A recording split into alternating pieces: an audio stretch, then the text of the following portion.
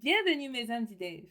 Imagine que tu essaies de mettre à jour ton projet local avec les tout récents changements depuis ton compte GitHub. Mais bizarrement, tu tombes sur une erreur fatale. Permission denied public key. Mais pourquoi cette erreur? Pas de panique. Sais-tu que c'est souvent dû à une vieille clé SSH qui traîne?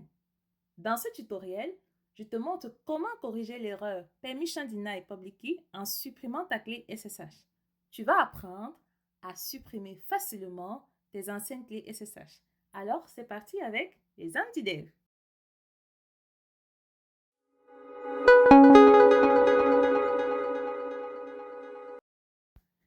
Qu'est-ce qu'une clé SSH? Une clé SSH, c'est tout simplement un moyen sécurisé de prouver ton identité quand tu te connectes à un service comme GitHub sans utiliser de mot de passe. Lorsque tu génères une clé SSH, ton ordinateur crée deux fichiers, une clé privée et une clé publique. Donc, une clé SSH fonctionne avec deux éléments. La clé privée, tu la gardes secrète sur ton ordinateur, tandis que la clé publique, tu la donnes à GitHub. Quand il arrive le moment de faire un git push ou git pull, GitHub vérifie que ta clé privée correspond bien à ta clé publique enregistrée dans le hub. Si ça match, l'accès est autorisé. Alors, si tu veux en savoir plus sur comment générer ou créer une clé SSH, j'ai fait une vidéo précédente où j'explique ce concept en profondeur. Tu trouveras le lien de la vidéo complète en description. N'hésite pas à aller la regarder. D'accord? Parfait. Alors, nous allons supprimer notre clé SSH pour résoudre le problème Permission Deny Public Key. Pour ce faire, nous allons premièrement ouvrir notre invite de commande. On va commencer par ouvrir notre invite de commande. Pour ouvrir l'invite de commande, on va cliquer dans la barre de recherche ici.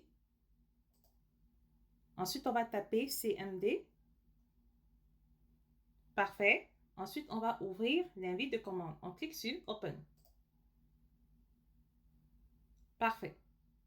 Donc, on a notre invite de commande qui est ouvert. Alors, avant de pouvoir supprimer notre clé SSH, nous allons procéder en 4 étapes. Première étape, identifier l'emplacement de la clé SSH sur son ordinateur. D'accord? Parfait. Si vous avez déjà eu à générer une clé SSH par le passé sur votre ordinateur, sachez tout simplement que la clé SSH se trouve généralement dans le dossier utilisateur. D'accord? OK. Ici, nous avons notre chemin d'accès. D'accord? Et ceci correspond au nom d'utilisateur. D'accord? On va réduire la fenêtre. Là, je me trouve dans le dossier utilisateur. D'accord? Et la clé SSH, généralement, se trouve dans le dossier utilisateur. D'accord? Donc, on a notre dossier utilisateur. Ici, on a notre clé SSH, qui est le répertoire courant. On va double-cliquer. Et à l'intérieur, nous avons nos clés SSH qui ont été générées par le passé. Donc, la clé SSH se trouve toujours dans le dossier utilisateur. D'accord? Parfait. On va revenir ici. Alors, puisqu'ici nous avons notre nom d'utilisateur, on va naviguer pour aller dans le dossier SSH. Pour ce faire, on doit tout simplement taper Change Directory espace .ssh. On appuie sur la touche Entrée. Parfait. On est désormais dans le dossier SSH. Remarquez très bien, OK? Dans notre dossier SSH, nous avons notre clé privée et notre clé publique. Lorsque l'extension finit par .pub, il s'agit d'une clé publique. D'accord? Il s'agit d'une clé SSH publique. Lorsque l'extension ne finit pas par .pub, il s'agit tout simplement d'une clé privée. Donc, sur Windows, lorsque vous générez pour la première fois une clé SSH, cette clé va être générée et va être stockée dans le dossier utilisateur. Lorsqu'on navigue vers ce dossier utilisateur, on va voir nos deux clés privées et publiques. D'accord? Chaque clé avec son ID. Et je répète, lorsqu'on a l'ID de la clé SSH publique, l'extension finit par .pub. Sinon, il s'agit d'une clé privée. D'accord?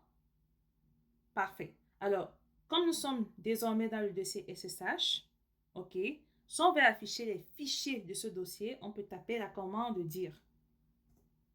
Parfait.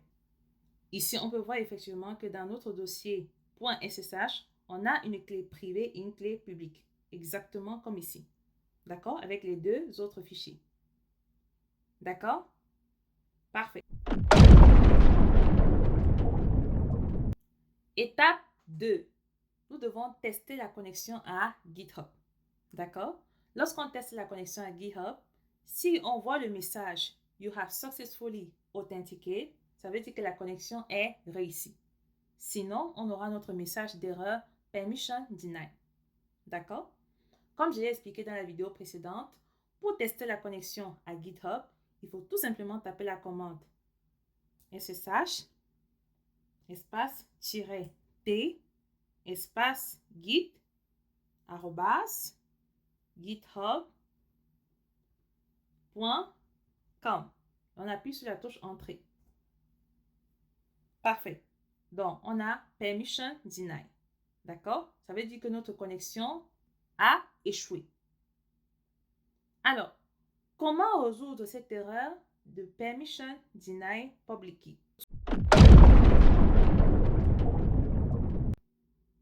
Étape 3. Vider la mémoire de l'agent SSH. L'agent SSH garde en mémoire, surtout la RAM, toutes les clés privées que tu as ajoutées.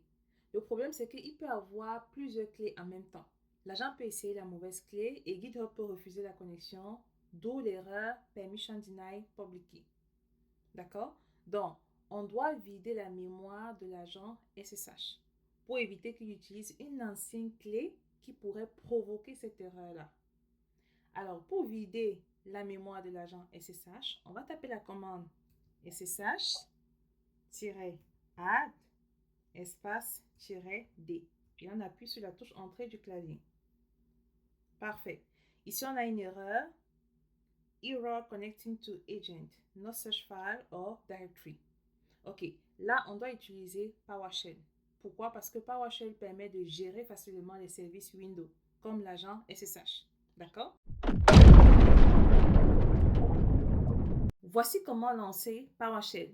Dans la barre de recherche, tapez PowerShell. Parfait. Et on va ouvrir PowerShell en mode administrateur. D'accord? On clique sur Run as Administrator. Parfait. Pour vider la mémoire de l'agent SSH, il faut d'abord qu'il soit actif. Sinon, il n'y a tout simplement rien à vider. D'accord? Le service ne peut pas démarrer s'il est marqué comme désactivé. Vous devez d'abord changer son statut. Pour ce faire, on va taper cette commande. Ceci va permettre d'activer l'agent SSH. D'accord? Parfait. Ensuite, on appuie sur la touche entrée du clavier. Parfait. Notre agent est actif. Maintenant, puisque le service est activé, on doit lancer le service. D'accord? Sinon, tu auras cette erreur qu'on a eue tout à l'heure, no search file or directory. Alors, pour lancer le service SSH, tapez la commande suivante. Start-service espace SSH-agent. D'accord? Ensuite, on appuie sur la touche entrée du clavier. Parfait. Maintenant, nous allons vider dans la mémoire de notre agent SSH. On va retaper la commande que nous avions faite tout à l'heure lorsque nous avions notre invite de commande ouvert. D'accord? On tape la commande pour vider la mémoire de l'agent SSH. La commande est la suivante. SSH-add espace-d en majuscule. Ensuite, on appuie sur la touche entrée du clavier. Parfait. Donc, on a la confirmation All Identity Remove. Nous avons dès lors vidé la mémoire de notre agent SSH. Parfait. Étape 4, c'est la dernière étape. Cette étape consiste à la suppression définitive de toutes les clés SSH. D'accord? Parfait. Alors, on va taper cette commande. Remarquez bien, nous sommes dans ce dossier. D'accord? Alors, on va taper cette commande. Remove item, c'est tout simplement une commande PowerShell qui permet de supprimer les éléments.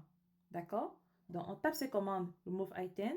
Ensuite, on spécifie l'environnement du user profile. Donc, c'est une variable qui pointe automatiquement vers le dossier utilisateur. Et dans le dossier utilisateur, nous avons le dossier SSH. D'accord? On a vu que dans notre dossier utilisateur, on a le dossier SSH. Et ensuite, on va directement dans le dossier SSH. On spécifie l'ID de nos clés SSH. Donc, si vous avez plusieurs clés SSH, spécifiez juste le début et après, mettez étoile. D'accord? Donc, le symbole étoile ou wildcard permet de supprimer à la fois toutes les clés privées et en même temps les clés publiques en une seule fois. Attention, avant de taper cette commande, assurez-vous de ne plus avoir besoin d'aucune de ces clés pour d'autres serveurs, car elles seront définitivement effacées. D'accord? Parfait. Alors, on va appuyer sur la touche Entrée du clavier. Parfait. Donc, on peut voir que nos clés SSH ont été complètement supprimées. D'accord? Parfait. Donc, voici comment supprimer une clé SSH. Ceci marque la fin de notre vidéo pour résoudre l'erreur Permission Deny Public Key. D'accord? Désormais, tu sais que tu dois supprimer tes clés SSH pour résoudre ce problème. J'ai fait une vidéo où je te montre facilement comment créer une clé SSH et l'associer à ton compte GitHub. N'hésite pas à aller la regarder. J'ajouterai le lien en commentaire dans cette vidéo. D'accord? Parfait. Une fois que tu généreras cette nouvelle clé SSH, n'oublie pas de faire le test de connexion à GitHub pour t'assurer que ça fonctionne.